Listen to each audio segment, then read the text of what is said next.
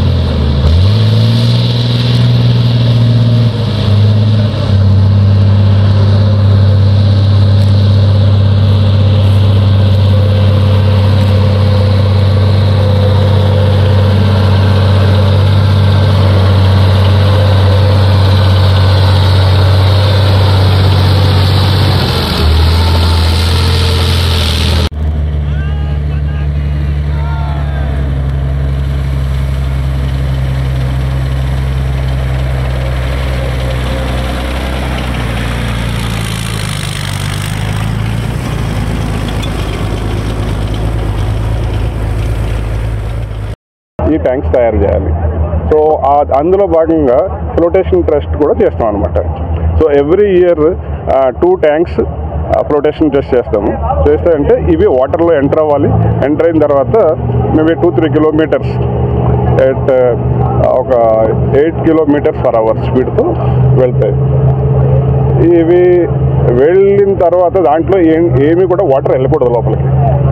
దాంట్లో ఉన్న క్రూ సేఫ్గా ఉండాలి. సో అవి టెస్ట్ చేస్తాం. అందులో ఆ టెస్టుల్లో భాగంగా ఇప్పుడు 2 ట్యాంక్స్ తీసుకురావడం జరిగింది. మీరు చూశారు మీ ముందే. ట్యాంక్స్ వాటర్లోకి వెళ్ళి తర్వాత ఫ్లోటేషన్ అయింది.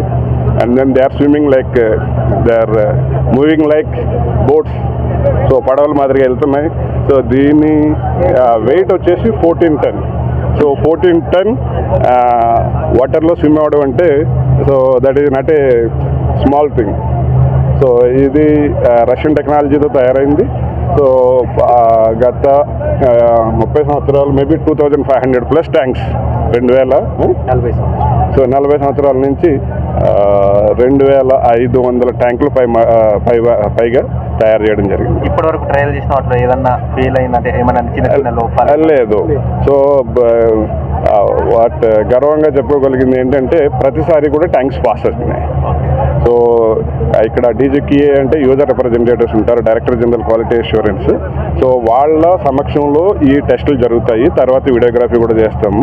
చేసిన తర్వాత దాంట్లో ఏమైనా వాటర్ ఇంక్రీజ్ అయిందా లేకపోతే ఏమైనా ఇబ్బందులు ఉన్నాయని చూస్తాము.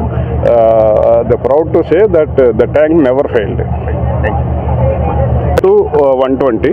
సో అలాగే ఆర్మీ రిక్వైర్మెంట్ రీసెంట్గా పెరిగింది, దాని ప్రకారం కెపాసిటీ కూడా పెంచడం జరిగింది. So we can go up to even 150 tanks.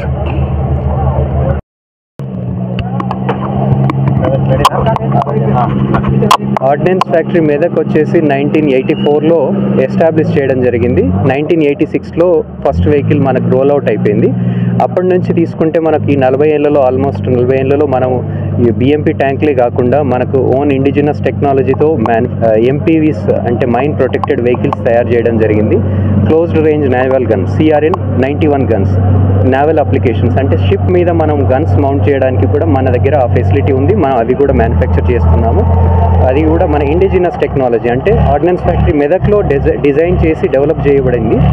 CRN 91 guns, mine protected vehicle కూడా మన R&Dతో మనం ఓన్ టెక్నాలజీతో మనం డెవలప్ చేయడం జరిగింది. ఇంకపోతే బుల్లెట్ ప్రూఫింగ్ వెహికల్స్ కూడా మన ఆర్డినెన్స్ ఫ్యాక్టరీలో చేయడం జరిగింది. మినిస్టర్స్కి కానీ, పొలిటీషియన్స్కి కానీ, సీనియర్ ఆఫీసర్స్కి కానీ, VIPస్కి మనం సప్లై చేసేవాళ్ళము. ప్రస్తుతము bullet proofing and mine protected vehicles ordinance factory factory Jabalpur అని మా సిస్టర్ ఆర్డినెన్స్ ఫ్యాక్టరీకి షిఫ్ట్ చేయడం జరిగింది లోడ్, ఎందుకంటే మనకు సఫిషియెంట్ లోడ్ ఉండడం వల్ల. సో అంటే ఈ చెరువుని ఎందుకు ఎంచుకున్నారు సార్? అంటే ట్రయల్ కోసం కన్వీనియన్స్ అండి. ఇక్కడ ఈ చెరువు ఏంటంటే మన ఆర్డినెన్స్ ఫ్యాక్టరీకి దగ్గరలో ఉండి ఇంత సువిశాలంగా మనకు ప్లేస్ ఉంది. ప్లస్ మనకి ఈ ట్రయల్స్ చేయడానికి మనకేంటంటే మన ట్రైలర్లో మనం ఈ వెహికల్స్ తీసుకురావడం జరుగుతుంది. సో ఈ ట్రైలర్స్ మూవ్మెంట్ కూడా ఇక్కడ మనకు దగ్గరలో ఉండడం వల్ల ఒక కన్వీనియన్స్. రెండవది మనకు వాటర్ కూడా మనకు సరిపోయేంత డెప్త్ ఉండాలి. సో ఈ 2 కారణాలతో మనం ఇది చూస్ చేసుకోవడం జరిగింది. ప్రాక్సిమిటీ, రెండోది మన ట్రైలర్ మూవ్మెంట్ క్యారింగ్ కంఫర్ట్ కోసం. సార్ అంటే ఈ యుద్ధ ట్యాంకర్లలో ఎంతమంది ప్రయాణించారు? యుద్ధ ట్యాంకర్లో మనకు ఈ వేరియంట్ తీసుకుంటే మనం చూస్తున్న ఈ 2 వేరియంట్స్ BMP వర్షన్ అంటామండి. ఒకటి ఓవరాల్ వర్షన్, ఒకటి OE వర్షన్. ఈ 2 వెహికల్స్లో జనరల్గా మనం 10 మంది వరకు కూర్చోవచ్చు. ఇంక్లూడింగ్ డ్రైవర్ తీసుకుంటే మనకు 10 మంది కూర్చుంటారు.